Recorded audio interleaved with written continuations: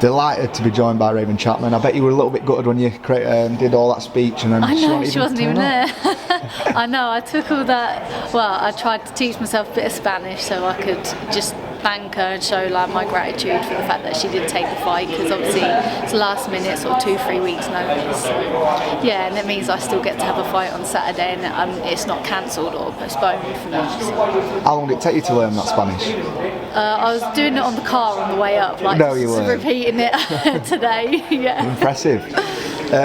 Last change of opponent. Have you had a chance to read into her much? Or? Not massive amounts. My coach has had a bit of a look at her. There isn't a lot of her more recent fights up that he could find, so he's seen a little bit and we've got a bit of an idea of what she's like, but it'll be a little bit like just going in there and seeing what she has when we're in there. But I'll just do what I do and adapt as I'm in there, which is, part of the game.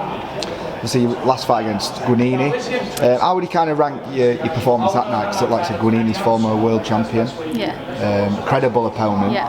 How would you kind of rank your performance against her? I definitely think I had a lot more to give in that fight. Towards the last couple of weeks of that camp, I was actually feeling a bit unwell. So I was fine, but I knew I wasn't 100%. So I'd probably give myself about 80% for that performance, and I could have definitely pushed more. And I think if I was 100%, I could have really made it really hard for Guanini that night. But yeah, even with that said, I dominated the fight, and I should have had that knockdown. And with this opponent, she's credible like Guanini was, similar sort of record as Guanini, a former world champion, just like my previous opponent. So yeah, I'm feeling confident and I'm feeling very excited and just looking forward to getting back in there and showing what I can do and showing my improvements and showing how I can adapt to new opponents. And I think she's a bit cagey and awkward, so it'd be interesting to have someone a bit different again.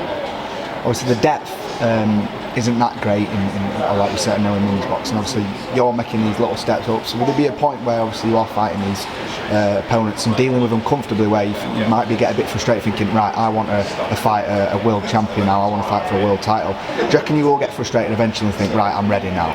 Yeah, I think obviously with the last minute pull out for this fight, that was a worry that I wouldn't get a decent opponent for it, and in that sense it might not then have been for a title defence, or it just wouldn't happen.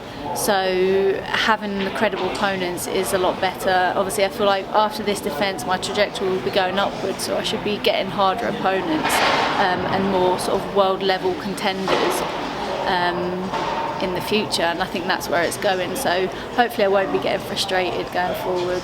Obviously the belts are tied up at that way, so it will be a little bit harder on it to get a world title shot, so he's kind of waiting for Amanda Serrano. Yeah.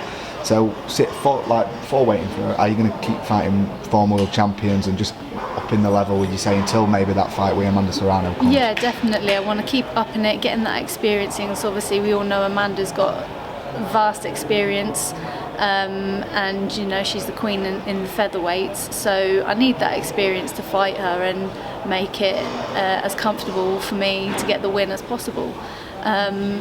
And yeah, going forward, having either former opponents of Amanda's or, working my way to get to a mandatory position where she has to fight me. That's kind of where we want to go. Brilliant. Appreciate your time, Raven. Yeah, thanks.